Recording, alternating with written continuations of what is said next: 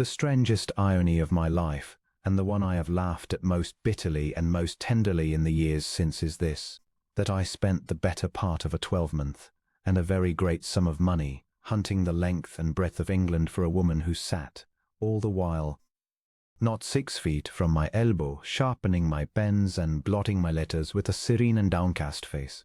I sent riders to the north and men of business to the west. I wrote to bishops and to sea captains, to spinster aunts in Bath and to attorneys in York. And every evening I came home to my library, weary and out of temper with the whole obstinate kingdom, and there she was, quiet as a moth against the wainscot, asking in her low, even voice whether I should like the fire built up. I did not know her. That is the whole of it, and the shame of it, and have since come to think, the mercy of it too. A man who is looking for a treasure chained in a tower does not think to examine the plain deal box that stands open upon his own writing table. But I run ahead of myself, as an old man will, and I must set the thing down in its order, or it will make no sense at all to those who were not there to see it unfold. I am Theo, Duke of Kenwick, and at the time of which I write I was but 35, though I dare say I carried myself as a man 10 years older. For grief and duty age a man faster than dissipation ever did. I had lost, that spring, the dearest friend of my life. Mr. Wren was his name, and I will not pretend to explain to the fashionable world how a duke came to hold a plain untitled gentleman as the nearest thing to a brother he possessed. It is enough to say that we had been at Cambridge together, that he had once pulled me half drowned out of the Cam when we were 19 and reckless, and that in every year since he had given me more honest counsel and more unflattering truth than the whole of my rank and fortune had otherwise been able to purchase. He was a man of no great birth and, latterly, of enormous wealth, having married a merchant's only child, and then, by a shrewd and steady head, multiplied her inheritance many times over in the shipping and the funds.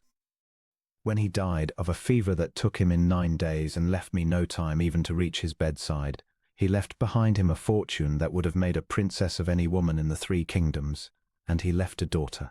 I had never met her. This too I must confess, and it is a strange confession, for I had loved her father so well. But Wren had been a private man in the matter of his own household. His wife had died young, and he had sent the girl away, as men of business often do, to be reared quietly by a governess in the country, far from the smoke and the temptations of town. And whenever I had pressed him, in our long evenings together, to let me stand godfather in deed as well as in name, he had smiled that slow, careful smile of his, and said only that verity was best kept out of the way of the world, until the world had need of her. I thought it a whim. I have since understood it for the deepest cunning of a loving and a frightened man. For Wren had one near relation living, and that relation was his younger brother, Mr. Silas Wren, and my friend feared his brother as a shepherd fears the wolf that walks upright, and calls itself a cousin. I knew Silas Wren but slightly, and slightly was enough. He was a smooth, plausible, hungry sort of man, forever a little in debt and forever a little too warm in his professions of affection, with eyes that counted the silver even as his mouth blessed the meat. My friend had made me, in his last will, the sole trustee of his whole great estate and the sole guardian of his only child, until she should reach the age of 30 or marry with my consent, whichever should first befall. It was an extraordinary trust to lay upon any man, and I understood, reading that document with my throat gone tight and dry, exactly why he had laid it upon me and not upon his own blood. He was putting his daughter and his fortune into the one pair of hands in England that had no need of either, and that had loved him for himself. It was the last and the highest compliment he ever paid me, and I resolved, standing there in the attorney's chambers with the ink of his signature scarce a fortnight dry, that I should be worthy of it or die in the attempt. There was only one difficulty, and it was a considerable one. The girl was gone. When I sent word, decently and in good time, that her father's friend and guardian wished to wait upon her and remove her to the protection of my own family, the answer that came back from her uncle's house was all smooth regret.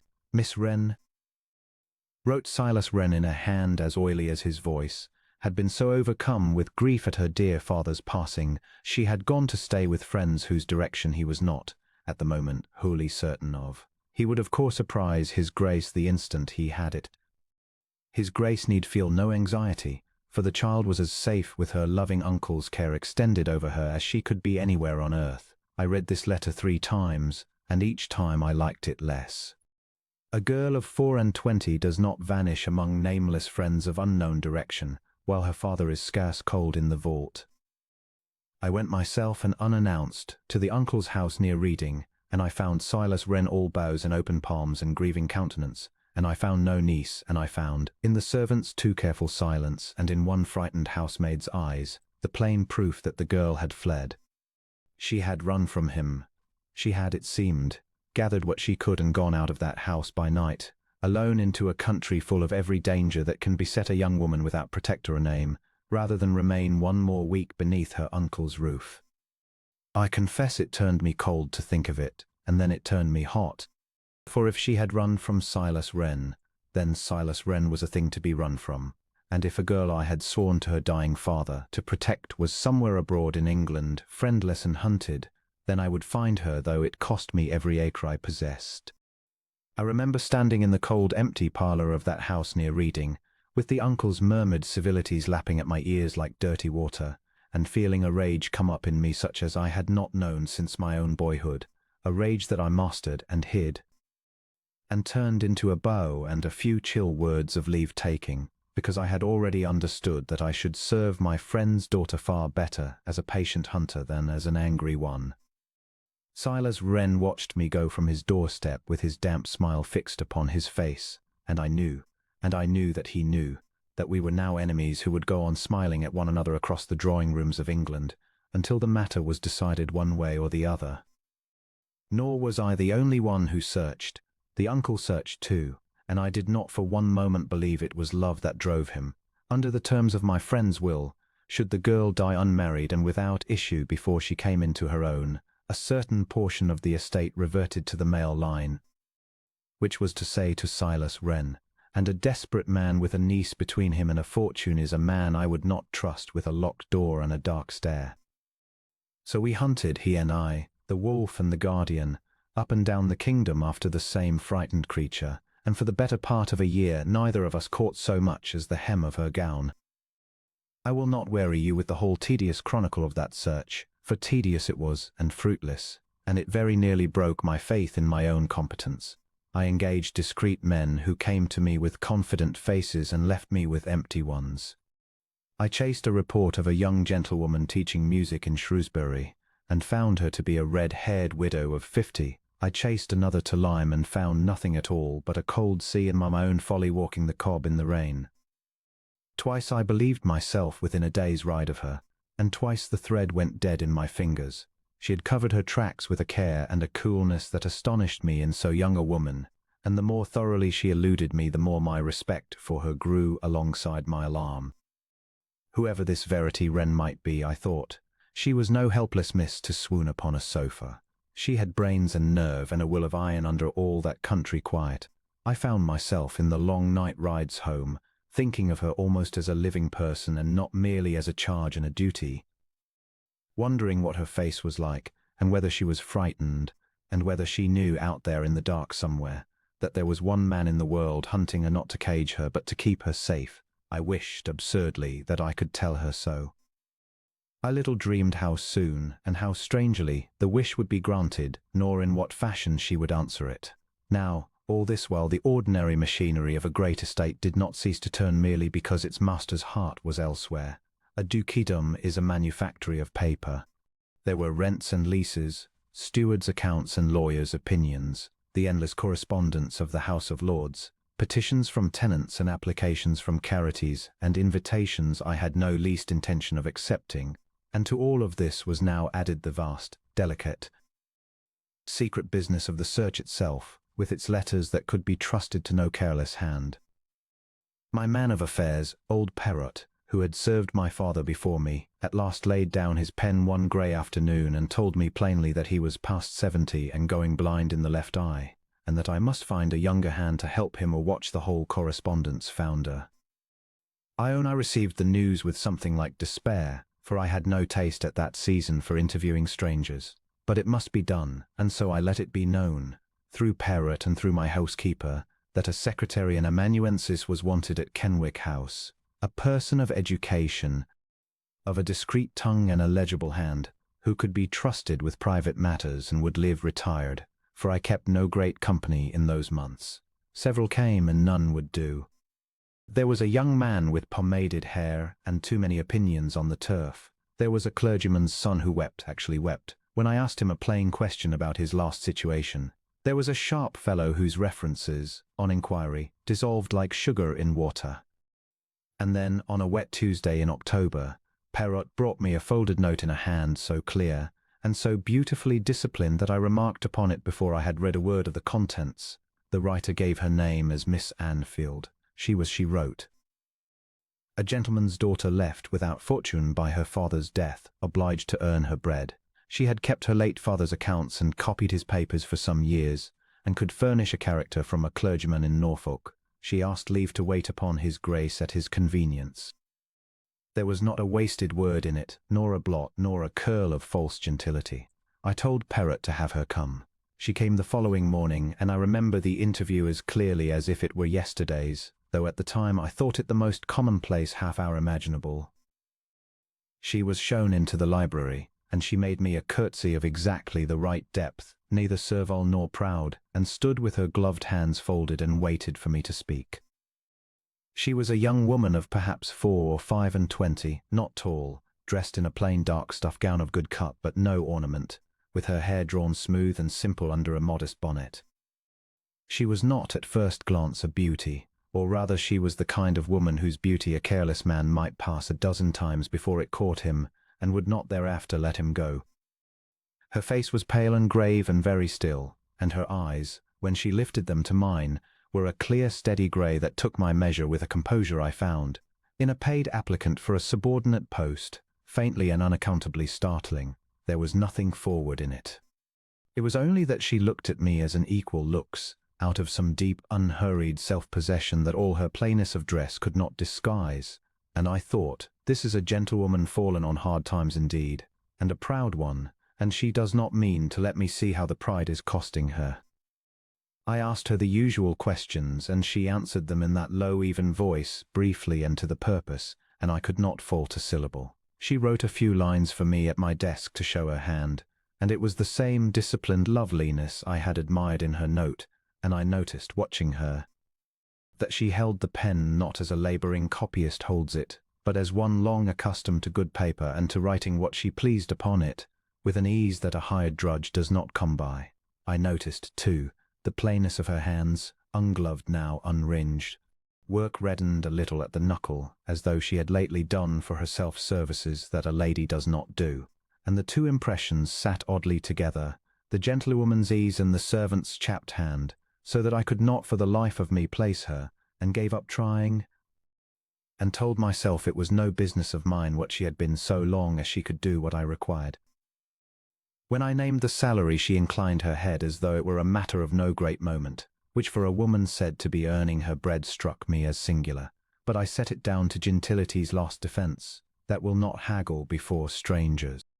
There was only one moment in the whole business that gave me the smallest pause, and I did not understand it until long afterward. I mentioned, in passing, that much of the work would touch upon private family affairs of a confidential nature, and that discretion above all things would be required of her, and at that a curious expression crossed her still face, gone almost before I marked it, something between a flinch and the faint ghost of a smile, as though I had said, all unknowing, something that was at once a wound and a jest to her. Then it was gone, and she said only, quite steadily, that his grace might rely upon her discretion in all things whatsoever. And I believed her, and how right I was to believe her, and how little I guessed the whole compass of what I was believing. I engaged her on the spot. I have asked myself since whether it was mere convenience, or the excellence of her hand, or whether some deeper part of me, wiser than my reasoning, had already recognized something and refused to say what. I cannot tell. I know only that I said the words, and she rose, and thanked me with grave courtesy, and that when she had gone the library seemed the quieter and the emptier for her having left it, which was an odd thing to feel about a stranger one had known half an hour. Within the week she was installed in a small set of rooms on the upper floor, and had taken up her place at the second desk in my library, across the wide Turkey carpet from my own, and Perrott, half-blind and wholly relieved, pronounced her after 3 days the ablest hand he had seen in 40 years of service, and went off gratefully to his gardening. So it was that upon her first full morning of work, with the rain streaming down the tall library windows and the fire crackling between us, I turned to the great locked dispatch box that held the most secret of all my papers, and drew out the whole sorry sheaf of the search, the reports of my agents, the descriptions circulated, the false leads and the dead ends, the copies of my own letters begging news of a lost young gentlewoman answering to the name of Miss Verity Wren. I carried the bundle across the carpet and laid it upon her desk, and I remember that I felt, handing it to her, a real and simple gladness, the first lightening of that burden I had felt in a year, that here at last was a competent and trustworthy hand to help me carry it. I bade her read the papers through, that she might understand the whole matter, and thereafter keep the correspondence of the search in order and copy fair whatever letters I should dictate. She took the bundle from me with her steady grey eyes lowered and her pale hands quite still, and she said, in that low, even voice that I was already, without knowing it, beginning to listen for, that she would give the matter her closest and most particular attention, and I thanked her. God forgive me, and I went back to my own desk well satisfied, and I never saw, I who prided myself on seeing so much, that the young woman now bending her smooth head over the story of the vanished Heiress was reading, with a composure that must have cost her the very blood in her veins, the record of a year-long hunt for herself. The weeks that followed have blurred in my memory into a single long golden hour, though I know very well they were grey enough in the living. October gave way to November, and November to the dark short days before Christmas, and the rain that had beaten upon the library windows on her first morning gave way to a still hard frost that furred the panes and made the fire the more welcome. But it is not the weather I remember, it is the shape the days took, and the strange contentment that stole upon me almost before I knew to be wary of it, so that I who had for a year past risen each morning with a weight upon my chest, now found myself waking of a sudden with something lighter, and lay a moment puzzling at it before I understood that what I felt was mere anticipation of the ordinary, that I was, God help me, glad to go down to my own library and my own correspondence, because she would be there, for she was always there before me. However early I came down, and I began, I noticed, to come down earlier, I would find the second desk already occupied, the candles lit against the dark morning, her smooth head bent over the work and her pen going in that even unhurried travel across the page. She would rise when I entered and make me her small grave curtsy, and say good morning, your grace, in that low voice, and sit again, and we would fall to our labour with scarce another word for an hour together. And I found the silence of company more restful than the conversation of any person I had ever known. She did not chatter, she did not seek to be noticed. She did not, as a lesser woman in her place might have done, contrive little occasions to display her cleverness or to remind me of her presence. She was simply wholly there, competent and quiet and self-contained, and the room was better for being in it, and I told myself for a good while that this was nothing more than the natural satisfaction of a man who has at last found a tool that fits his hand, and what a tool she was. I have employed clever men, and I have employed diligent men, but I had never before met the two joined in one person as they were joined in her. I had only to explain a thing once. Often I had not to explain it at all. She would see the whole bearing of a matter before I had finished laying it out. And where old Perrott would have wanted a half-hour's instruction, she would simply say, quite level, I think your grace means that the Michaelmas rents from the western farms are to be held over against the drainage works, and shall I draft the letter to Mr. Hale upon that footing? And it would be exactly, precisely what I meant, expressed better than I had thought it myself. She had a head for figures that shamed my own. She caught 2 errors in my steward's accounts that had stood unremarked for 3 quarters, and pointed them out to me not with any air of triumph, but almost apologetically, as though sorry to trouble me with the man's carelessness. She drafted letters that I signed with the alteration of a word. Within a month I had ceased to check her work, and within 2 I had come to lean upon her judgment in 100 small matters of business as I had never leaned upon any servant in my life. And if now and then it crossed my mind that a gentleman's unfortunate daughter, reared to keep a country attorney's books, ought not perhaps to possess quite so easy a mastery of the management of great estates, I did not dwell upon the thought, for it was too convenient to me that she should. But it was the other business, the secret business, that bound us closest, and it is here that I must set down the whole strange irony of that winter, though I did not see it then and can scarce write of it now without a hot flush of wonder at my own blindness. For the search for Miss Verity Wren was now wholly in her keeping. I had given into her hands upon her first morning, and she had taken it up, and thereafter it was she who ordered all that weary correspondence, she who kept the descriptions and the agents' reports in their neat bundles, she who copied fair my letters of inquiry, she who laid before me each morning whatever news the post had brought, and read it out to me in that steady voice, and set down my instructions and drafted my replies. She managed the hunt for herself. She sat across the carpet from the one man in England most bent on finding her, and every thread of that finding ran through her pale and patient fingers, and she did not once in all those weeks betray by so much as the tremor of a lash that the quarry and the huntsman's clerk were one.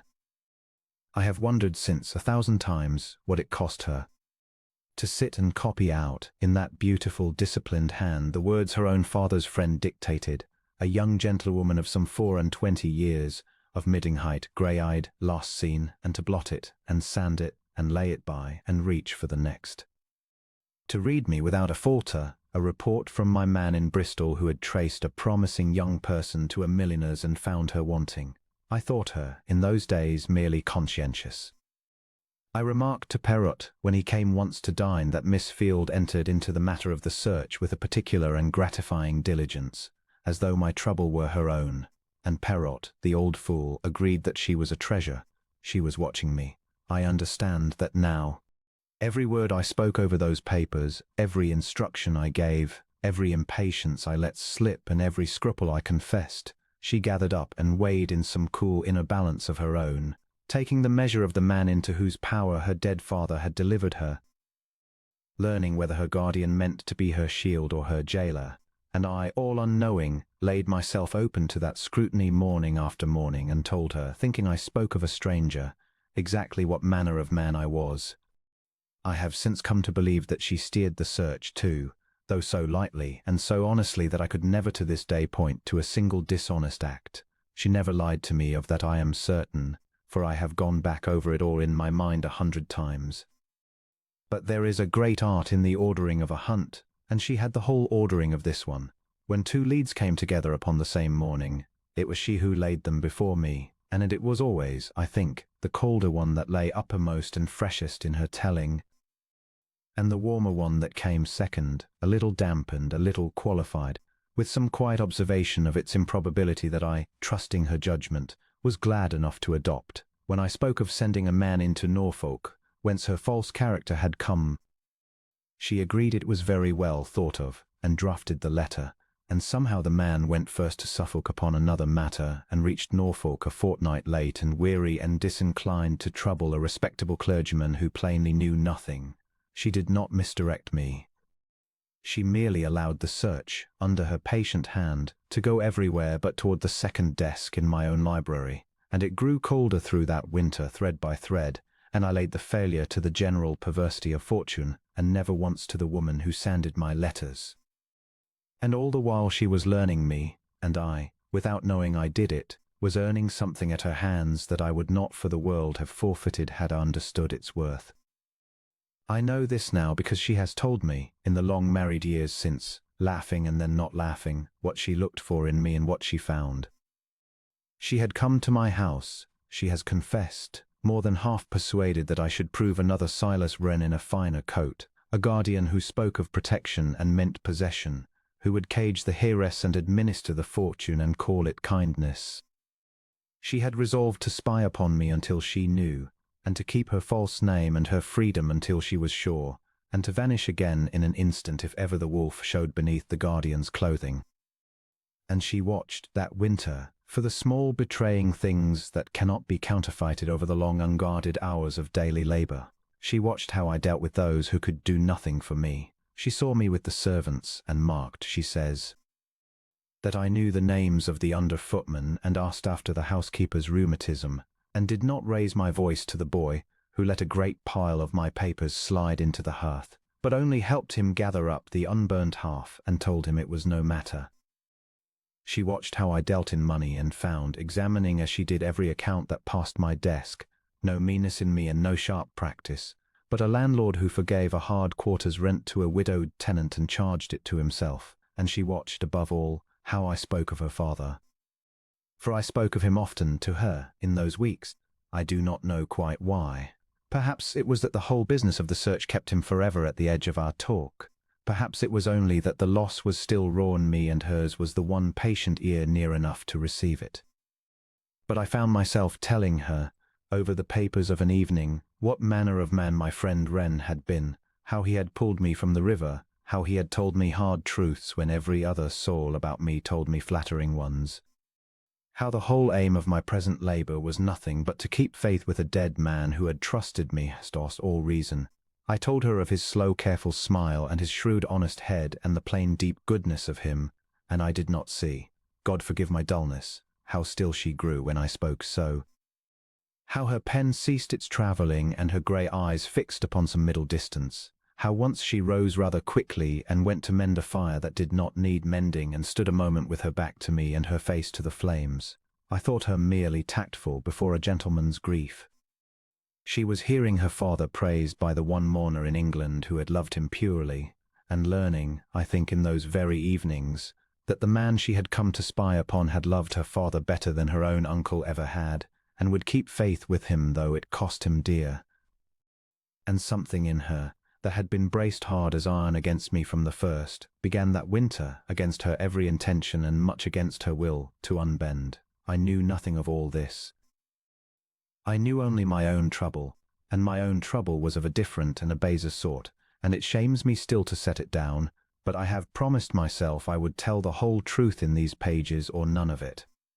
The plain fact is that somewhere in those weeks I ceased to regard Miss Anfield as my secretary and began to regard her as a woman, and I could not stop myself, and I knew that I ought. It stole upon me as such things do, by small unlawful degrees.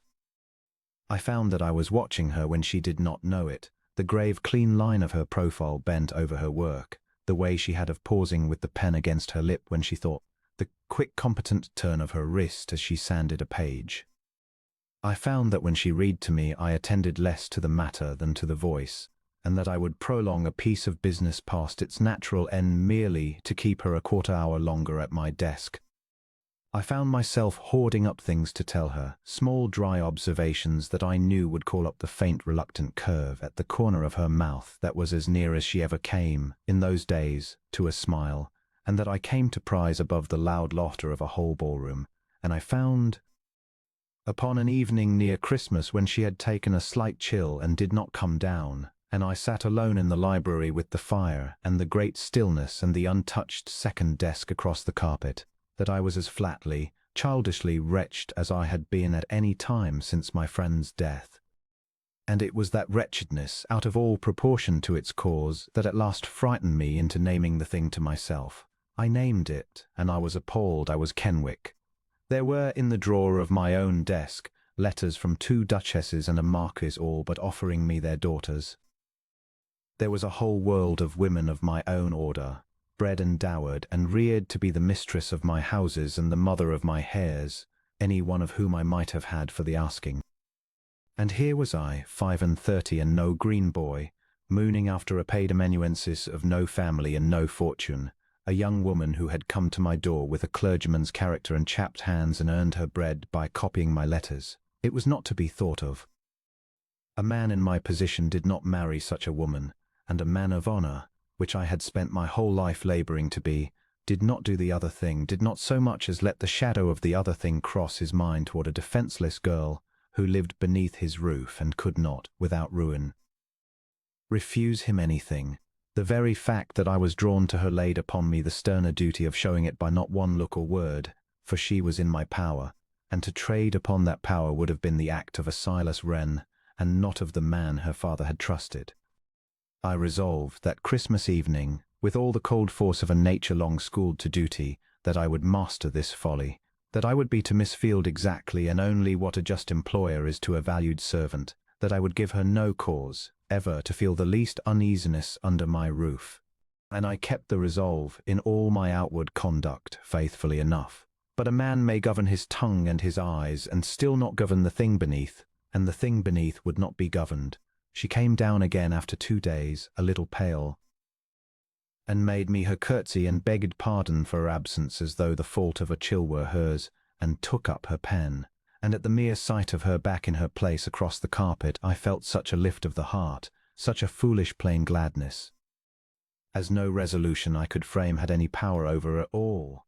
I sat at my desk and looked at the papers of the search, at the year-long hunt for the lost Heiress that filled me still with anxiety and duty, and the ache of a promise unkept. And then I looked across the carpet at the quiet, grave young woman who ordered that hunt for me and who had come in one short winter to fill the whole foreground of my days, and I did not know, I who thought myself so honest, that the one was the other, and that the treasurer I hunted the length of England sat sanding my letters 6 feet from my elbow. I knew only that I was a duke bound in honour and in reason to feel nothing, and that I felt, God help me, a very great deal, and that I could see no end to it that was not folly or dishonour, or the slow grinding down of a hope I had no right to hold. Nor did she know her own trouble any better than I knew mine. I have it from her own lips all these years after, and it moves me still to think of it. How she sat at that second desk through the short days of that Christmas season with her guards slipping from hour by hour and no power in her to arrest it. How she had come into my house to judge me and had judged me, and found me, to her own dismay, not the jailer she had armed herself against, but a man she could half trust and, worse, a man she was beginning against all sense to like. How she would catch herself watching for my step upon the stair of a morning as I watched for hers, and be angry at herself, and resolve upon prudence, and fail of it the next day as I failed of mine. She had a secret that could undo us both, and an uncle somewhere in England who would have given his right hand to know where she sat, and a false name upon her lips at every hour, and she had, into the bargain, and most inconvenient of all, the slow unwelcome discovery that the very man she had come to spy upon had become the one person under whose roof, in all her hunted friendless life, she felt herself for the first time entirely safe. 2 people cannot go on so, each troubled to the heart and each hiding it, in one small firelit room through a long winter, and nothing come of it. But I did not know that then. I knew only that the frost held, and the fire burned, and the pen went on across the page in that even unhurried hand, and that I was, in a manner I could neither justify nor cure, more nearly happy in that quiet room than I had any right on earth to be. The thing that first threw us truly together, past the safe formality of master and clerk, was not a tender occasion at all, but a hard one, and I have observed since that this is the common way of it, that love comes upon 2 guarded people not across a ballroom but across a shared trouble, when there is no leisure for either to keep up the fence, and each sees the other stripped for a moment down to the plain metal beneath. It fell out in the 2nd week of January, in the bitterest of the frost. There came up from the West Country, by an express that reached me at 9 of a black morning, the news that the Bank of Messrs. Fenwick and Coyne of Bristol had shut its doors, and in that bank lay, in the ordinary course of business, a very great sum of my late friend's estate, moneys of the trust I held for his daughter, together with certain rents and balances of my own. I am not a timid man in the matter of money, having had the fortune never much to think of it, but I confess that the express turned me cold, for it was not my own loss that appalled me, but the other. To have sworn to a dying man that I would keep his child's fortune whole, and then within the year to have let a 3rd part of it founder in a Bristol counting house through my own inattention, was a thing I could not have borne to think upon. I stood at the window with the paper shaking a little in my hand, and I dare say I swore aloud, for I heard her pen stop. She was up and across the carpet before I had well collected myself. I gave her the express without a word, and she read it through once, standing, with that still grey attention I had come to know, and when she looked up her face had not the least alarm in it, only a swift cold clarity, as though a lamp had been turned up behind her eyes. "The trust moneys are the first care," she said. "Not for their amount, your grace, but because they are not yours to lose, And then, seeing something in my face, she colored very slightly and added, "I mean only that the law will look hardest at those, and that we must be able to show we moved within the hour." She was entirely right, and she had said in one breath the very thing that had frozen me, and said it more plainly than I could have said it myself.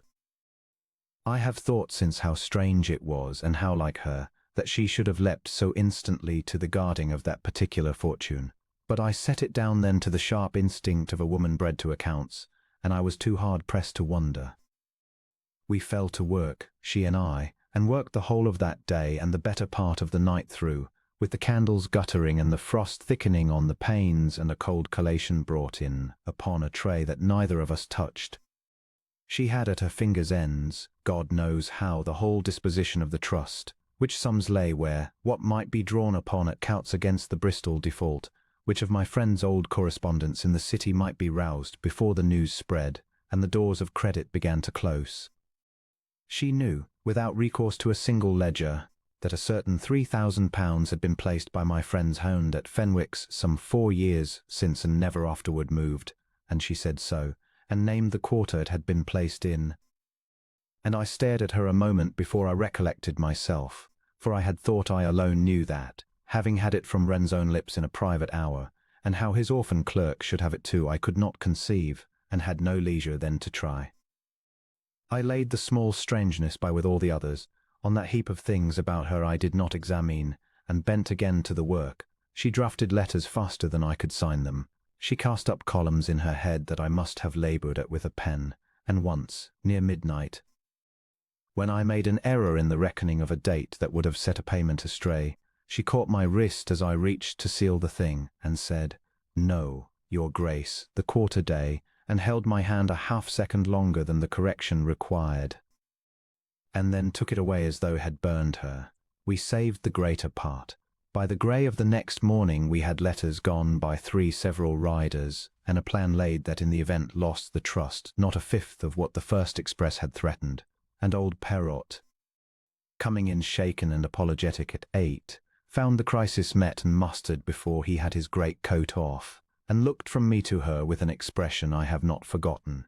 But it is not the money I remember from that long night. It is that somewhere in the black cold middle of it, over the spread papers and the dying fire, she and I had ceased for a while to be Duke and Secretary, had become 2 people pulling with all their strength upon the same rope, that she had forgotten to be careful, and I had forgotten to be lonely.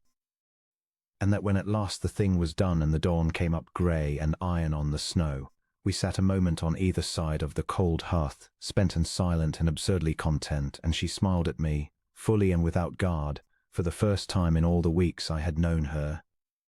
And I would have given the fifth of the fortune we had lost to keep her smiling so. After that night something was altered between us that could not be set back, though we both, I think, laboured to pretend it could. We had seen each other unguarded, and there is no unseeing such a thing. Then the snow came in earnest. It began upon the Thursday and fell 3 days without ceasing, and by the Sunday the roads out of the valley were gone entirely, the lanes drifted to the tops of the hedges, and Kenwick House sat shut up in a white silence such as I had not known since I was a boy. No post came. No caller could come. The great world with all its claims was fenced away behind the drifts, and for the better part of a week she and I were thrown into a closer solitude than any that our stations could have countenanced in an open season. With the whole vast house hushed about us and the servants keeping to their quarters and the short days sealed in early dark, we kept up the forms of work as long as we decently could, but there was little enough to do with no post answer, and on the second snowbound evening the forms broke down. I had bidden her leave the copying and come nearer the fire, for the far end of the library was perishing cold, and she came and sat in the great chair opposite mine with some needlework she had brought down, and for a long while neither of us spoke. And the silence was not the working silence of our ordinary evenings, but something warmer and more perilous. It was I who broke it. I asked her, I hardly know why, save that the snow and the firelight and the closeness of the dark had loosened something in me, whether she had been happy in the life she had had before she came to me. She was a long time answering. "I have been safe at times," she said at last, "and free at times. I am not certain I have been happy. I am not certain I should know it if I were. And then, with her eyes upon the fire and not on me, I had a father I loved very much, your grace. When he lived I was happy and did not know its name, as one does not know the name of the air. He died and I learned it backward, as one learns most things. I told her then, more than I ever told any living soul, of my own boyhood, of a great house very like this one and colder, of a father who measured a son as he measured a rent roll, of a mother dead too early to be more than a scent of orris, and a soft voice half remembered, of the long unbelonging years before Wren pulled me out of the river, and I have sometimes thought, out of a good deal more than the river. I do not know why I told her. I had never spoken of these things, not to my own kin, not to the 2 or 3 men I called friends, and yet in that firelit hush, with the snow sealing us in and her grave face turned to me across the little space, it seemed the most natural thing in the world. And the words came out of me that had lain dammed up 30 years.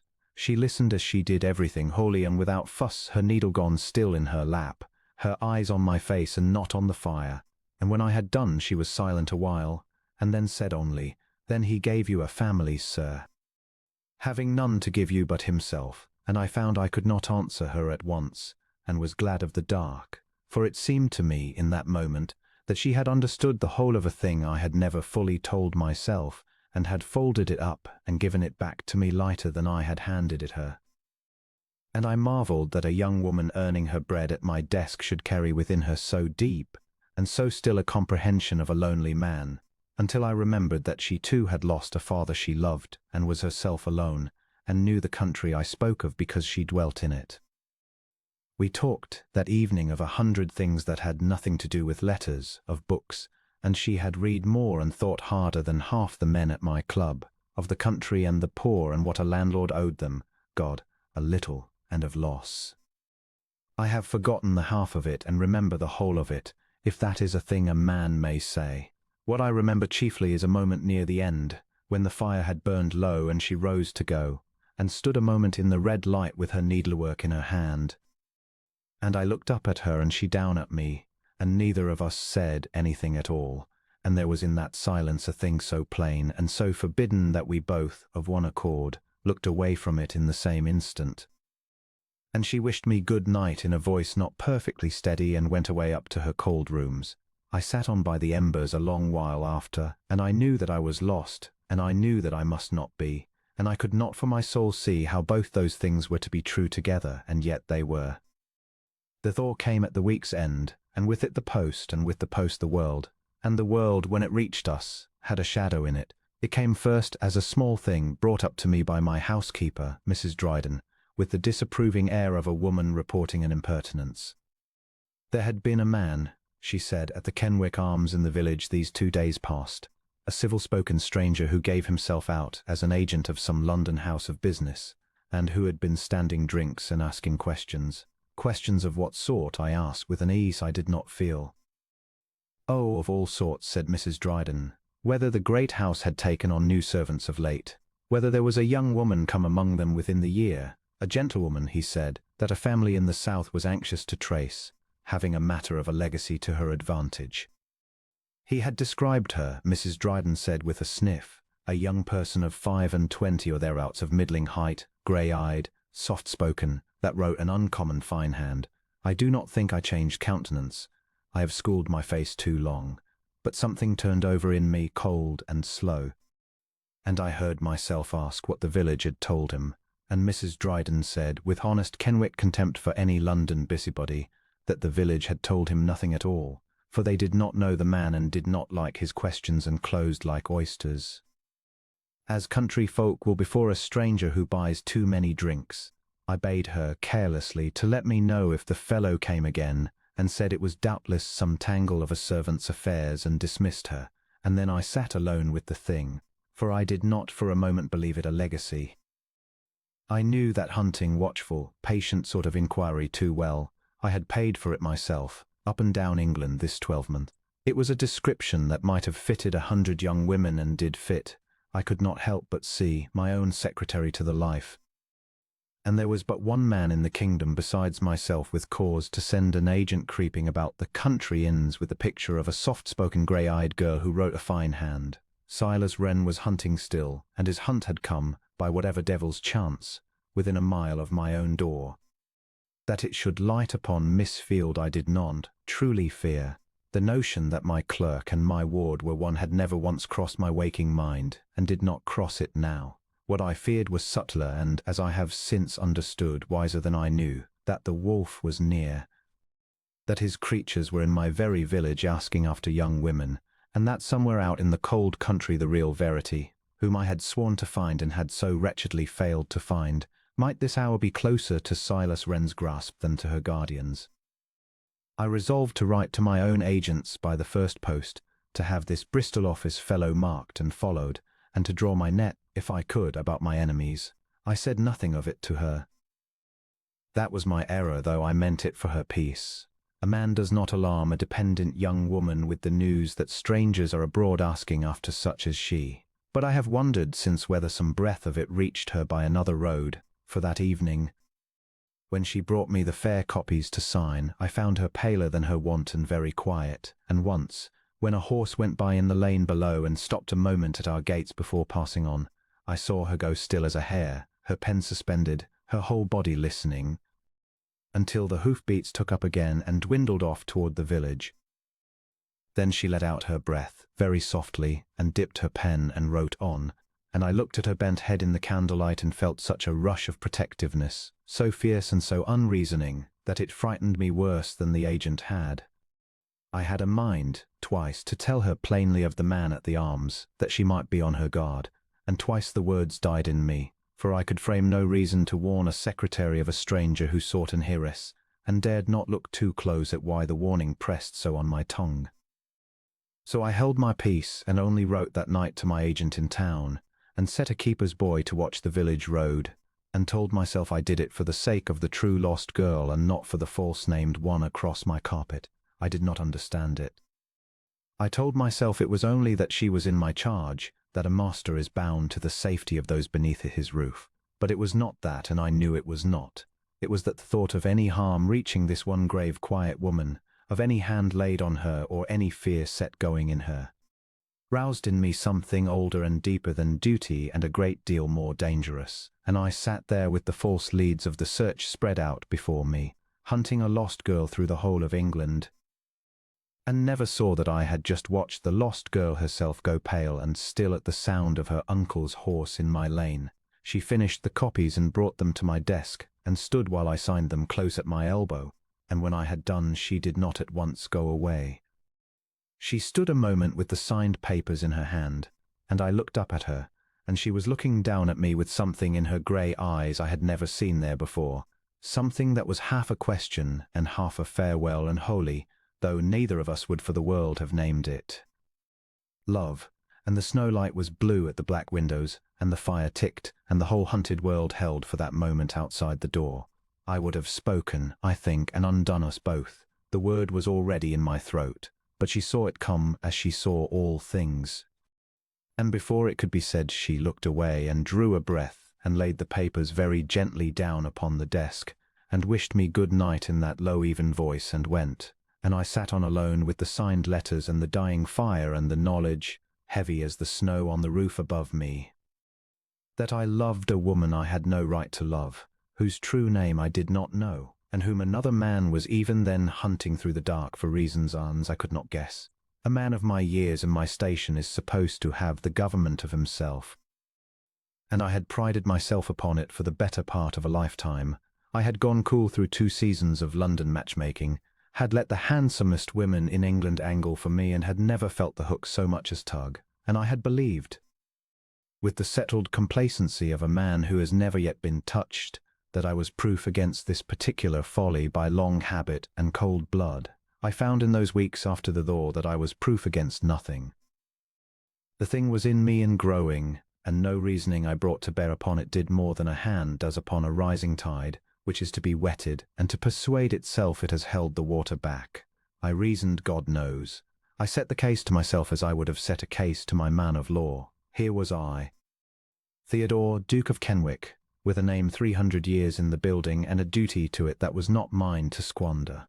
And there was a young woman without family that I knew of, without fortune that she owned to, without so much as a second name I could be sure was truly hers, earning her bread at my desk and under my roof, and therefore, by every law of honor, doubly forbidden me, since a man does not make love to a woman who cannot say him nay without losing her bread. It was as plain a case against as ever counsel drew, and I sat over it night after night, and turned it, and found at the end of all my turning that I did not care for a word of it, that the name 300 years in the building might go hang, that I had watched dukes marry blood and money and misery in equal parts the whole of my life, and had never once seen one of them look across a hearth at his wife as I had looked across mine at a hired secretary over a dying fire, and that if I let this go from me for the sake of a coronet and a rent-roll I should deserve to live and die the cold empty man my father had been, and should have earned it. So I made up my mind. I will not pretend it came in a flash, for it did not. It came as the frost comes out of the ground in spring, slowly and all at once. But by the middle of February I had resolved, with the whole of my will, that I would not be stopped. I did not know her people. I did not care to. I would settle enough upon her that no soul could say she came to me a beggar. I would face down my aunts and my cousins and the whole braying pack of them, and I would ask this grave, grey-eyed woman, who had no more notion of her own worth than a candle has of its own light, whether she would do me the honor, the very great and undeserved honor, of being my wife. That I could not offer it her cleanly while she remained my servant, that I must first find her some other footing, some cousin to house her, or some independence to stand her on her own feet, I saw well enough, and I set about, in a clumsy secret way, to contrive it. But the thing itself was settled. I loved her, and I meant to have her, and the world might make what it liked of the match. I have gone over, many times since the evening it came near to being said, and I cannot to this hour think of it without a mingling of the sweetest and the most rueful feeling a man can hold at once. It was a mild evening near the month's end, the first that had any breath of spring in it, and had kept her later than was needful over a matter of the Kenwick leases that could very well have waited till morning. I had kept her, if I am honest, because I could not bear to have her go.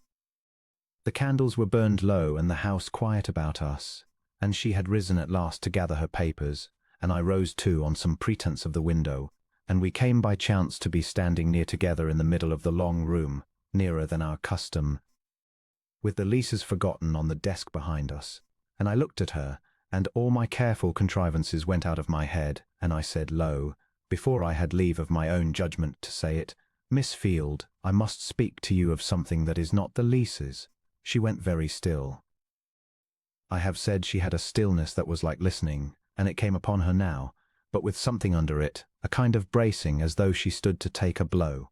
"Your Grace had better not," she said, so quietly I scarce heard it. "I had better not," I said, "and I am past better and worse. Will you hear me a moment and not answer till I have done?" And when she neither went nor spoke, I said the thing or the most of it. I told her that in the months she had been under my roof she had grown to be the whole society I cared for, that I had known the great world and found it a cold place beside my own library with her in it, that I was not a young man nor a soft one, and did not speak in this fashion twice in a life, and did not speak in it now for any lightness, but in the plainest earnest a man can command. "I know your circumstances," I said, "or the little you have let me know of them, and I tell you before you say a word that they weigh nothing with me, less than nothing. I do not want your family, of which I know you have none living that you own to. I do not want a fortune, having more of my own than is good for me. I want no name but the one I mean to give you. I want you. It is you I have come to love, Anne Field, exactly as you are and for nothing but yourself, and I would to God I had met you before I had a title to make a fool's obstacle of, for I would have laid it down gladly to be worth to you what you are to me. I had not meant to say the half of it. It came out of me all in a rush at the last, the way the tale of my boyhood had come out of me by the snowed-up fire, and I stood there when it was done more shaken than I have been by any charge of horse, watching her face for what it would do. And her face, for one unguarded moment, did a thing I shall carry to my grave. It broke open. All the careful grey composure she wore like a plain gown went from it at a stroke, and there looked out of it such a blaze of joy, so naked and so unbelieving, as I have never before nor since seen upon a human countenance.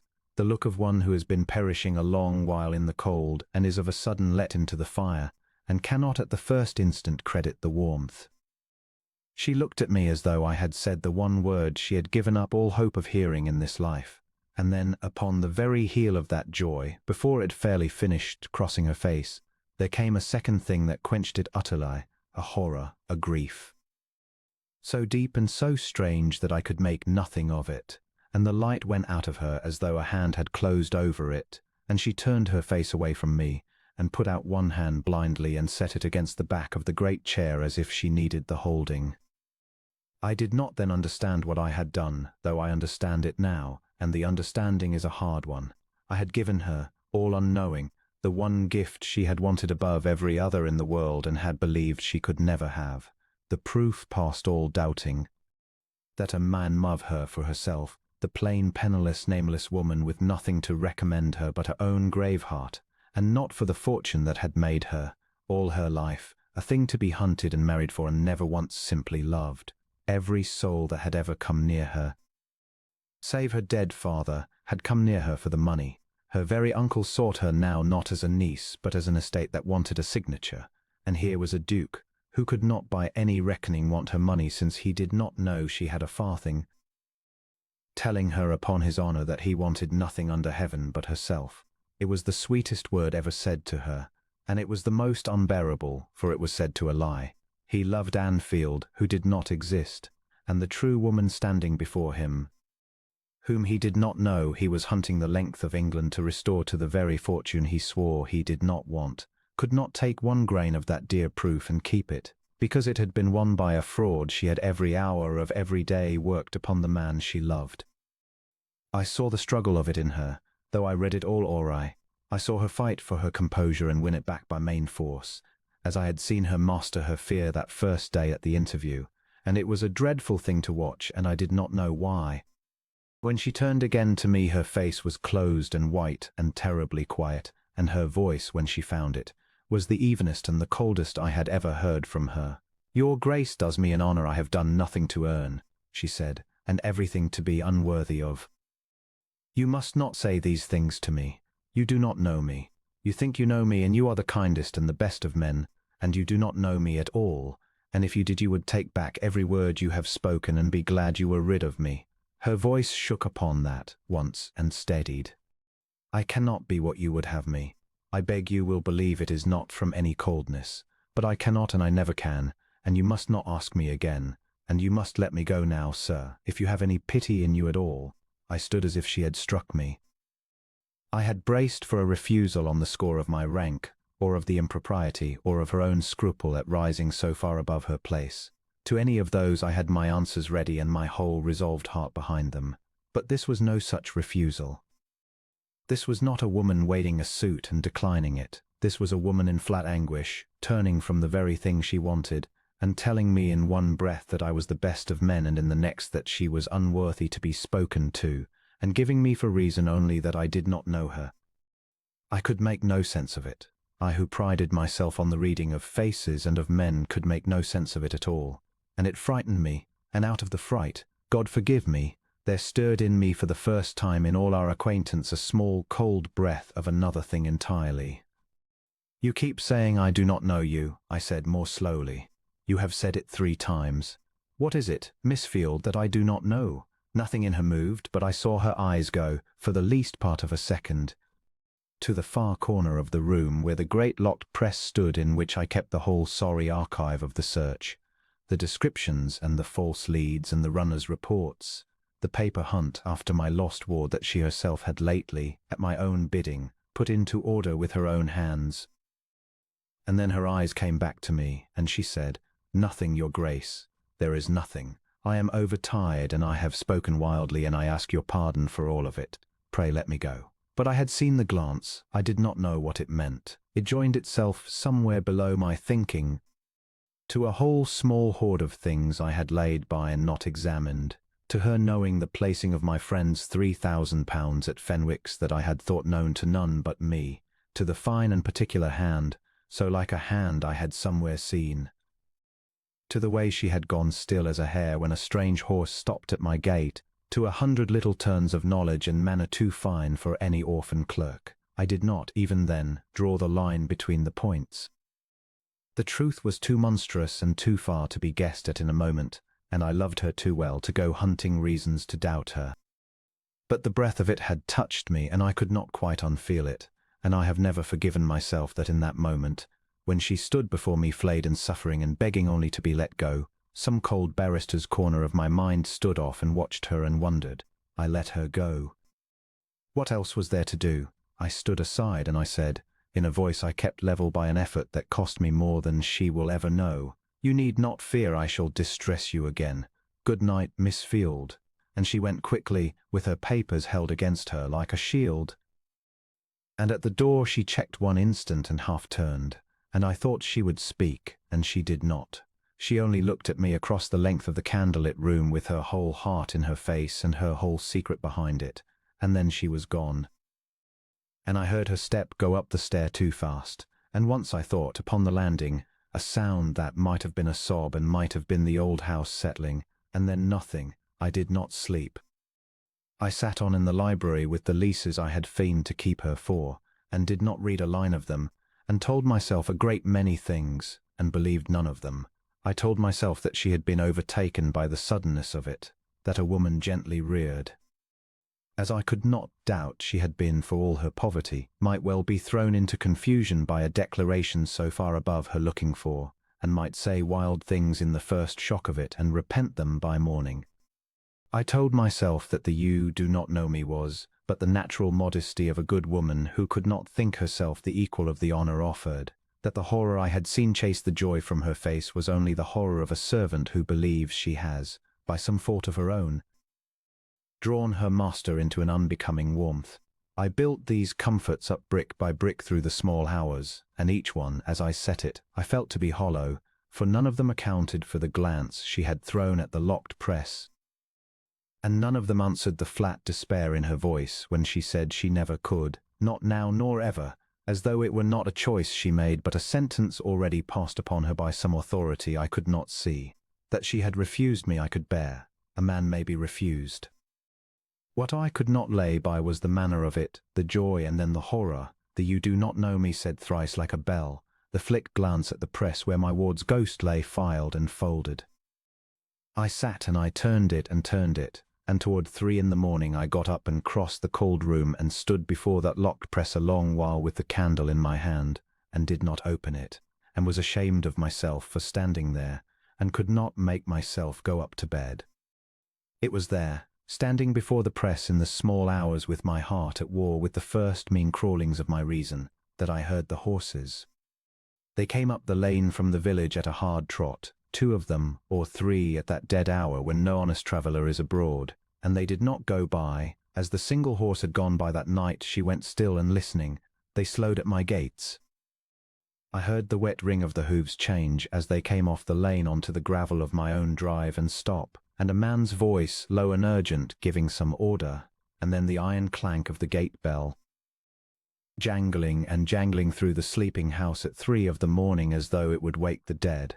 I stood with the guttering candle in my hand, and the archive of my lost ward at my back, and the woman I loved lying sleepless somewhere above me with her unspoken secret, and I knew, with a certainty that came from I know not where, and was colder than any reasoning, that the thing I'd held off at arm's length these many weeks had at last come up the drive in the dark, and was ringing at my door to be let in. I set down the candle upon the press and went out into the hall, and my old man Corbett was there before me in his nightshirt, with a coat dragged over it and a branch of lights held high, and behind him 2 of the footmen, roused and blinking. And the bell went on jangling until Corbett drew the great bolts and hauled the door in upon the raw dark, and the smell of horses and wet gravel. There were 3 come down off the lane, as I had heard, 2 mounted still, unknown to me, hard-faced men of the sort a person hires by the day for the doing of things a decent servant will not do, and 1 on foot at the very step, a spare stooping figure in a good travelling coat much splashed with the road, who thrust past the footman that would have stayed him as though the house were already his own, and came in under the lights and looked about my hall with a quick appraising greed, roof and stair and picture, The way a man looks who is pricing what he means to have. Kenwick, he said, not a question, and then, not caring who saw that he had to be made to remember it, he made me the ghost of a beau. Your Grace, you will forgive the hour. My business will not keep, and I mean to have it out under your roof tonight, though it want manners to say so. He had a dry, precise voice, a man of offices and small print, and a pair of light eyes that never rested on a thing above a moment before they went on to the next. Weighing. My name is Wren, Silas Wren. I am come for my niece. I have set my face over a card table against men who would have ruined me at a turn, and I kept it now. But the name went into me like a blade through wet cloth, cleanly and to the hilt before ever I felt the edge of it. Wren. My dead friend's name, whose child I had sworn over his grave to find and to keep from precisely such a man as this, whose ghost lay folded in the locked press not 20 feet from where we stood. I had hunted a year for a Miss Wren and found nothing. And here at 3 in the morning was a Wren come whole out of the dark, calling my house the place where his niece was to be found. You are mistaken in the house, I said. There is no Miss Wren here. I keep no such person. No, he agreed with a thin patience that was worse than any heat. Not by that name, I dare say. She is a deep one, my niece. She gets it of her father, who was deep enough to cheat his own blood of the managing of what should by every right have come to me. But she is here. He drew from his breast a folded paper and held it, tapping it once against the back of his other hand. I have had 3 men upon the road since Michaelmas, your Grace, and yesterday one brought me word of a young gentlewoman keeping close in a great house upon the Kenwick land, at a clerk's work, under a plain name, come to it in the autumn out of nowhere with no character, but her own tongue. Grey-eyed, a fine scholar's hand, somewhere about 5 and 20. His light eyes came to rest on me at last and held, because now he had something to weigh. I see I need not describe her further. You know the woman I mean. I said nothing. I could not. Every separate thing he named came down into me and struck upon one of those small laid-by stones I had hoarded and not examined through the black hours of that same night, and I felt the whole hidden shape of it rise up under my feet like a drowned thing surfacing. And I could not speak for the horror of watching it come up, the fine and particular hand, so like a hand I had somewhere seen. Of course I had seen it, on the flyleaf of a book my friend Wren sent me from Lisbon the year before he died, a child's careful copperplate under his own scrawl, her name writ fair to show you her schooling, Verity. The name had meant nothing a year ago in the runner's reports, a girl's name among 100, and it meant everything now. She had known the placing of the £3,000 because it was her own. She had gone still as a hare at a strange horse in the lane, because she had spent a year running from the very men who sat their horses now upon my drive. She had put the archive of the search in order with her own hands, at my bidding, and had filed her own description with those steady fingers and said nothing.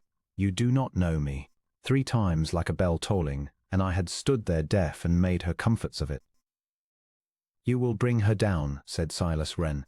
I will bring nothing down at your bidding, I said, and my voice came out of me from a great way off, quite steady as strangers. You will get off my ground. You will not have it out at 3 in the morning with hired men at your back. Come at a Christian hour with your papers and your claim, and I will hear it before my own attorney, and not before. I think you will hear it now, he said, unmoved, and for the first time he smiled, a small, dry, pleased smile, for he had seen something cross my face that told him more than he had come knowing. Ah, he said softly, you did not know. Upon word, you did not know. I had come prepared to find you a confederate, the pair of you snug in it together, and I find instead that she has cozened you along with the rest of the world, better and better. He turned the folded paper in his fingers and looked at me with a horrid gentleness. Do you know what she is, this grave, quiet clerk of yours? She is Verity Wren, sole child and heiress of my late brother Ambrose and Worth, when the trust falls in this coming autumn, a matter of £40,000 in the funds besides the Somerset land. £40,000, your Grace, sitting these 9 months at your very elbow, mending your pens, and she her guardian's ward, for my brother in his last folly named some fine friend of his, some man of rank he trusted above his own blood, and that guardian, whoever the poor gulled fool may be, has had the heiress of £40,000 living under his roof unward these 3 seasons and calling herself by a false name. Only think how that will sound in Doctors' Commons and the clubs and every scandal sheet in London. A guardian and his rich young ward, hidden together under a lie. Why, the man is ruined whether he knew or no. If he knew, he is a villain that entrapped her. If he knew not, the smile again. He is a fool, no fit person to govern a great fortune, and the Chancery will take her out of his hands and give her into the keeping of her nearest kin, which is to say, into mine. I stood in my own hall and heard my ruin and hers laid out item by item in that dry office voice, and the worst of it was that I could not find the flaw in it. I was that guardian. I was the fine friend of rank her father had trusted above his blood. The £40,000 I had never known she carried was the axe that would cut down everything at a stroke, for whichever way a man told the tale it came out poisoned. If it were said I had known her, then I had wooed my ward in secret for her money, which the whole world would believe of any man and gladly, and if it were said I had not, then she had lain hid under my roof and let me fall in love with a woman who did not exist, and had come out of hiding only when a duke had offered her his hand, and who in all the braying world would believe that she had not planned the whole of it, the plain name and the grey gown, to snare herself the greatest match in 3 counties. The fortune I had sworn to her I did not want, that I had flung down at her feet as the proof of a love that asked for nothing, was the very thing that would now be held up to prove that love a lie on both sides. There was no way to tell it that the world would still to hear. "Bring her down," said Silas Wren again, "and let us end it. Send your men off my drive," I said. He considered me, and something in my face must have persuaded him that I would not be moved on that point though the house fell, for he turned and spoke a low word out at the dark, and I heard the 2 horses back and turn and go a little way off toward the gate, not far.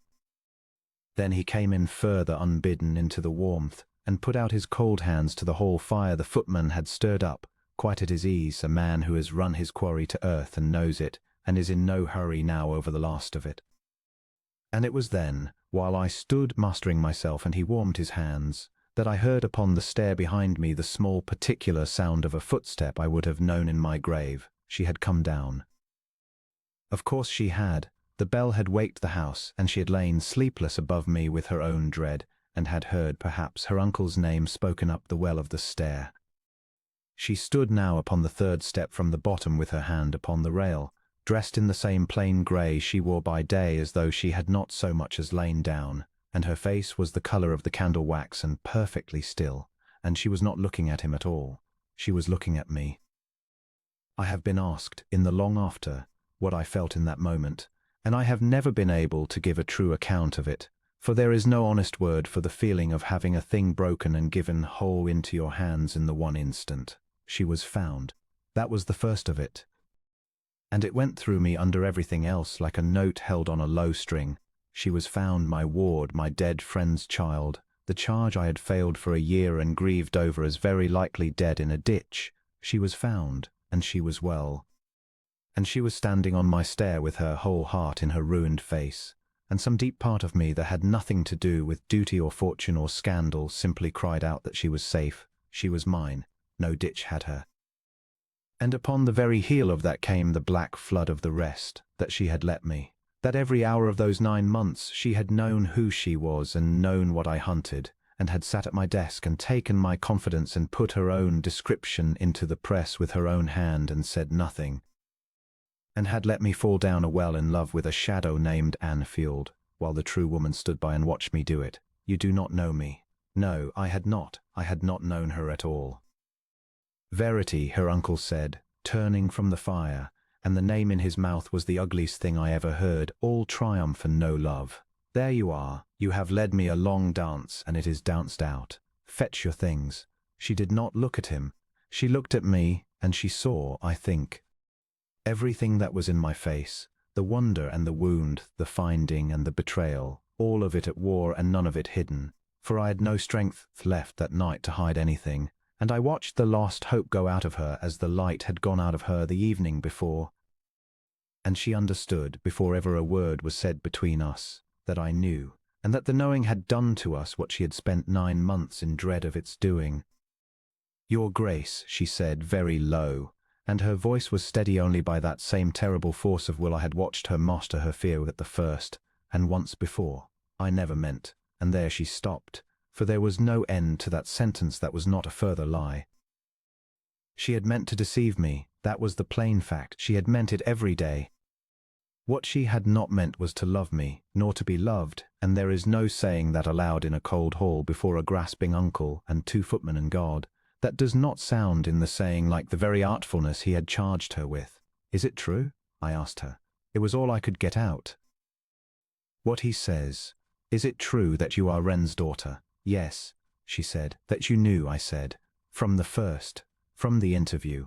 You knew whose house it was and whose search and who you were, the whole of it, from the first day you sat down at my desk. Yes, she said again, and did not look away and did not spare herself. When the time came she told the flat truth and stood to it. Yes, I knew.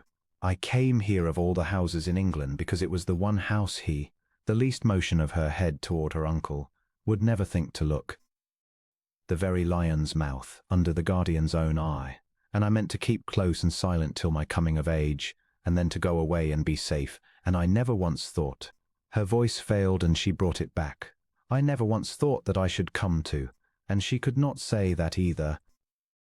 And her hand tightened white upon the rail, and she left it unsaid, the only clean thing in the whole wreck of it, and the one thing that now could never be spoken between us without sounding like the cunningest lie of all. You let me hunt you, I said. You put your own name in the press. I did. You let me say to you what I said last night, that she shut her eyes once as though I had laid the whip across her, and she opened them and said, I tried to stop you. I begged you not to. You will remember that I begged you, and it was true she had. You had better not. So quietly I scarce heard it, and the memory of it was no comfort to either of us, for what did it prove but that she had known even then that a word from her would bring the whole house down, and had chosen still, that night as every other, to keep her silence and let me love a lie 1 hour more. Silas Wren looked from one of us to the other with his light restless eyes missing nothing, and I saw him gather it all up and put it by for use, the guardian's stricken face, the ward's broken confession, every word of it worth money to him in the telling, and he smiled his dry smile and said, almost kindly, well, this is very affecting, but it changes nothing in law, and the law is what I am come upon. She is not of age these 10 weeks yet, till she is a ward, and a ward that has fled her guardian and hidden under a false name has shown herself unfit to be at large, and her guardian unable to hold her. I have a friend at the Commons will have the matter before a judge within the week. And there is the other tale, the tale of how she was held here, that I need not take to any judge at all, but only to the newspapers, and let your own world be the court. You had far better give her up to me quietly tonight than fight me, and have every rag in London printing the name of Kenwick o' the same column as the word seduction. You are a proud man. 300 years, is it? It burns as quick as any other in a fool's fire. I did not give her up. Whatever else was to come, I did not do that. I put the man out of my house before dawn with his hired horses and his folded paper, and told him he should have my answer through my attorney and not before, and barred my own door on him with my own hands. But I could not put out what he had brought in. When he was gone the hall was very quiet, and she stood yet upon the 3rd step in her grey gown, and I stood below her, and there was a distance of 3 feet of cold floor between us that was wider than all England. For the man she had deceived, and the woman ashamed of the deceiving, cannot cross to one another over the body of the fortune that lies between, and £40,000 lay between us now on the cold flags. And every honest word we might have said it had already turned to a lie before it was spoken. I think I said at last, for I could not bear the silence, that you had better go up. We can neither of us mend anything tonight. She looked at me one moment longer, and I saw her weigh whether there was any word that could reach across those 3 feet and the fortune lying on them, and find none. And she bowed her head and went up the stair away from me into the dark, slowly this time, one hand on the rail, the way a person goes who has no reason left to hurry, and I heard the door of her room close very softly above. No sob this time, only the shutting, and I was left alone in my own hall with the fire dying and the whole of my life come true and gone wrong in the one night. My ward found and Marv lost in the finding, and the money that should have crowned us turned into the thing that had put us asunder. I did not sleep at all that night, nor did I try to, as I sat in the library among the papers of my long, fruitless search until the window went grey, and somewhere in the small dark hours between the barring of my door and the coming of the light I ceased to be a man wounded and became a man at work, which is the only cure I have ever found for a hurt that cannot be borne sitting still. For I had seen, over and over in the turning of that endless night, the flaw at last in Silas Wren's smooth and dreadful reckoning, and it was this, that a man who deals only in what a thing will fetch has no eyes for the one commodity that cannot be bought nor forged nor sworn away. And that is the plain order of time. I was her guardian, that he had flung at me as the halter to hang me with, but a guardian is a trustee, and a trustee has the law itself for his sword if only his hands be clean. Mine were. I had never in my life touched a farthing of the Wren money, having never known it mine to touch, and the trust her father had drawn was a tight and jealous instrument, tied up by an honest attorney in Bristol against precisely the sort of grasping kinsman that had come ringing at my gate. I sent for that attorney at first light, and for my own man of business, and I laid the whole of it before them, keeping nothing back, not even the worst of it, not even that I had offered marriage to my ward before I knew her name. For a man who means to fight in the open must first strip himself naked to his own counsel, or he will be undone by the one card he thought to hide. And here the very thing that had seemed my ruin became my defence. I had declared myself. I had stood in that library and asked a penniless clerk of no family and no fortune, a Miss Anne Field, who might have been a curate's orphan for all the world knew or I knew, to be the Duchess of Kenwick, and I had done it, probably, upon a night before ever Silas Wren's mensman rode down the lane with his tail. My household had seen the change in me these many weeks. Corbett could swear to the hour I came from that room a made man or an unmade one. The thing the world would not credit of a fortune hunter, that he had wooed the woman in her poverty and offered all before he knew she had a groat, was in my case the simple truth, and I had witnesses to the truth of it, and dates, which are the one witness no attorney can shake. But the deeper vindication was hers, and it was of a piece with mine, and I came to it slowly across that grey morning, and was ashamed I had not seen it whole from the first. Silas Wren had cried that she hid to snare a duke, that she had put on the grey gown and the plain name to steal into a great man's house and steal out of it a great man's ring. But a woman who schemes for a coronet does not choose the one house in England where discovery means the loss of all. She does not sit 9 months silent when a single word would have made her a duchess in a fortnight. She had done the contrary of what a huntress does. She had hidden the very fortune a huntress would have flourished. She had let me love her believing she had nothing, and had begged me off from the loving when it came, because she wanted of all the things a woman may want in this hard world, the one that money cannot fetch nor rank confer. To be loved for herself, and to know it past doubting, and to know past doubting the heart of the man to whom her father had blindly given her. She had hidden precisely so that she might judge me unbought, and be chosen unbought, and between us two, alone of all the couples in the kingdom, there could never be that low worm at the root that eats the peace of every marriage made of land and money, the sleepless question of whether I was wanted for myself or she for her acres. Each of us had, in the strangest way, the one proof the world can never give. I had loved the secretary before I knew the Heiress, and she had let herself be loved as the secretary that she might never doubt she was loved as the woman. The fortune that had seemed to poison everything was, rightly held to the light, the very thing that made our love the cleanest in England. I did not go her with this that morning, though I wanted to as a thirsty man wants water. There was the enemy first to be met and broken, and a man does not woo with the wolf still at the door. I met Silas Wren 3 days later, not at 3 in the morning with hired men, but at noon in my own library with my attorney at my one hand and hers at the other, and the trust deed open on the table between us like a drawn blade. He came in with his smile and his weighing eyes, and he had grown. In 3 days a shade more sure of himself, having spent the interval, as I learned after, in dropping his poison into a willing ear or two in the county, and he sat and named his terms, which were that I should yield the girl up quietly to his keeping until her majority 10 weeks off, and after, and that a sum should pass between us to purchase his silence upon the scandal, and that I should be grateful for the bargain. I let him finish.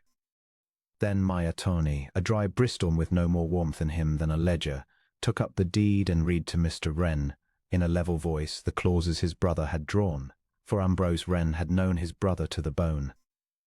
The trust named me sole guardian and trustee without power in any court of chancery to displace me save for proven waste or dishonesty, of which there was not a grain to lay against me. It named Silas Wren nowhere at all, save in one bitter line that barred him by name from any office about the estate or the person of the child, his brother having set down in black ink his judgment of him. And there was more, and it was this that broke the man's face at last, my own inquiries of the past year. Those riders and men of business I had sent the length of England after a ghost had turned up, all unknowing, a good deal concerning the movements and the debts and the sharp dealings of one Silas Wren, moneys borrowed against inheritance not yet his, a creditor or two grown pressing, a document or two that would not bear a magistrate's eye. I had gathered it as a man gathers straws, not knowing what I held. My attorney laid it now upon the table, straw by straw, and let him look at it. "You came, sir," I said, when the reading was done and the silence had grown long, "to sell me your silence. I find I have no need to buy it, for you dare not speak. You will publish that I entrapped my ward. Publish, and I will publish the trust deed entire, and your brother's judgment of you in his own hand, and these." I touched the papers beside it, "and let the world weigh which of us it believes. You will go to a judge at the Commons. Go, and my counsel will meet you there, and you will leave that court a ruined man and very likely a charged one. You have no niece to sell and no scandal to sell, and I think, when your creditors have read the morning that follows your reading of mine, not a great deal of time to sell it in. There is the door you came in at. You will oblige me by never troubling it again." He was a man of offices to the last. He saw a lost account when it lay before him plain, and he did not waste breath upon it. There was a long moment in which I watched him run the whole tally once more behind those light eyes, the deed and his brother's judgment, and the straws I had laid in a row, and the ruin that waited at the foot of the column. And I saw him reach the same bottom line I had reached in the black of that first night, and know it for the truth, and hate it, and yield to it, all without a muscle of his face confessing any of the three. He gathered his coat about him and rose, and at the door he turned once and swept the room with those restless eyes, pricing it as he had priced it the first night, and then even that went out of them, and he made me no bow at all, and went, and I never in my life set eyes upon him again. I heard, within the year, that his affairs had come down about his ears in London, and that his creditors had had the picking of him, and he had gone abroad a beggar, and I confess I did not grieve. Justice is a colder dish than vengeance, and asks a cleaner hand to serve it, and I have found in the long run that it sits the better on the conscience for being cold, and then, the wolf being gone from the door, there was the thing that mattered more than fortune or scandal or the whole braying opinion of the world, and it could not be settled with attorneys, for no deed was ever drawn that can mend a wounded trust between two people. That must be done by the two, alone, with nothing between them but the truth, and it is the hardest lawsuit in the world and the only one worth winning. I found her in the small parlour where she had used to bring me the fair copies. She rose when I came in, pale and steady, a free woman now and rich, and no longer any ward of mine save for 10 weeks of form, and she looked at me as one looks who expects sentence. "He is gone," I said. "He will not come again. You are safe, and your fortune is safe, and in 10 weeks you are your own and may go where in the world you please, and no man living has any hold upon you." And I made myself say the rest, for it was owed, including myself. Whatever passed here before, you owe me nothing on the strength of it. You were hunt into my house and hunted in it, and I doubted you that first night in my own hall. God forgive me, I looked at your ruined face, and I let the wound in me speak before the love did, and that was ill done of a man who called himself yours. If you would take your freedom and go, I will see you safe to the door of it and trouble you no further. She was silent a moment, and then she said low, "And do you ask me to go?" I said, "God help me, no, I ask you to hear me. But I will not have you stay for gratitude, nor for want of anywhere to go, nor because a duke has cleared your name. I have had enough of things unsaid between us to last my life. So I will say mine, and you shall say yours, and we will have it all out plain for once, the hurt and all, or not at all. And we did. It was not a soft half-hour, nor should it have been. The thing was too dear to be mended with softness.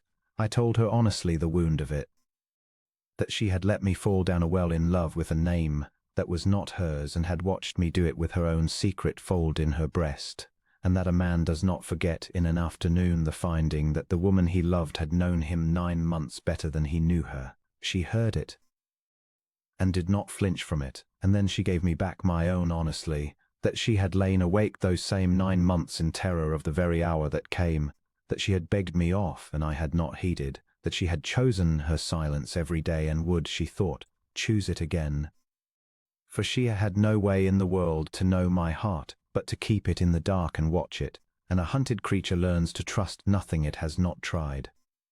And she told me the thing that undid me, that the worst hour of the whole year was not her uncle's coming, but the look upon my face on the stair, the wound in it, because she had done that, she had put that there, and she would carry it always. I doubted you, I said, and you forgive it. You deceived me, and I must forgive that, and I find, having said the whole of it aloud, that it is already forgiven, and was before I came into this room, and that the only thing I cannot forgive is the notion of your walking out of that door. I came and stood before her, close now. No fortune on any cold floor between us, only the truth we had spent for an hour and found we could afford, verity. I do not know how to court you over again, for I never knew your right name to court it. So I will only say that I loved a poor clerk who had nothing, and I find she was a great lady who has everything, and that I loved her the same before and after, which is the one thing in all this wreck that neither of us need ever doubt again as long as we live. Will you have me?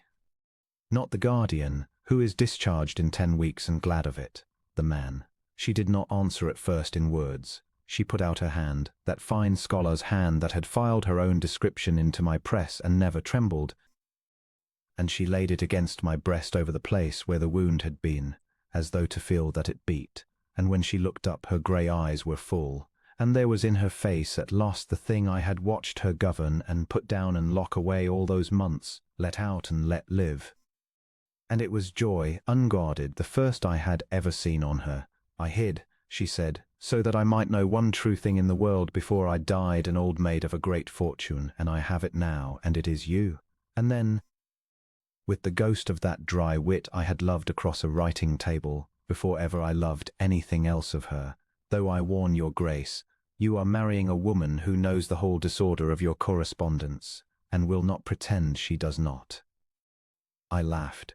I believe it was the first time I had laughed since the bell rang, and I took her into my arms at last in the small parlour among the ink and the fair copies, and there was no more disorder in my correspondence nor in my heart from that hour to this. We were married in the autumn, when she came of age, and could give herself with her own hand and no man's leave, which she was pleased to insist upon and I to allow, for she had earned the right to be given away by no one but herself. It was not a great London wedding got up to answer the scandalmongers. We did better than answer them, we starved them, for the plain provable truth wants no trumpet, and the dates of my declaration and the terms of her father's trust, quietly known where it mattered, did more to silence the clubs than any oath I could have sworn. We were married in the little church on the Kenwick land, on a bright cold morning with the beeches gone to copper and the frost still white in the shadow of the churchyard wall, and the tenants came out along the lane to see it, and Corbett wept, the old fraud, and would not own to it after. My new Duchess wore, at her own wilful choosing, no jewels of the great house at all, but a gown of plain grey silk, the very grey she had gone about my library in for 9 months unremarked. So that you shall know, she said, when I asked her the meaning of it before the altar, and there was that light in her face again, that it is the same woman you asked, and not another, that you have got only what you offered for, and offered for before ever you knew its price. I am an old man now, or near enough, and she sits across the fire from me as I set this down, gone silver at the temples and dearer to me by a great deal than she was even on that copper morning, and she has just now asked, in her low even voice that has not changed in 30 years, whether I should like the fire built up, and I have said yes, as I always say yes, for the pleasure of watching her do it. I spent a year and a great sum of money. hunting the length and breadth of England for a woman who sat all the while at my elbow sharpening my pens. I have thought 10,000 times since of the strangeness of it, that I should have looked in every quarter of the kingdom for my ward, and found her only when she chose to be found, and found, in the finding, not a charge to be discharged and a duty done, but the whole of my heart handed back to me full where I had thought it emptied forever. She was the treasure and the plain deal box together, the search and the ending of it, and the mercy of my life, the one I thank God for on my knees and mean it, is that I loved her before I knew what she was worth, so that I have never once, in all the long contented years of having her, had to wonder whether I loved her for the right thing. I know the right thing. She is building up the fire,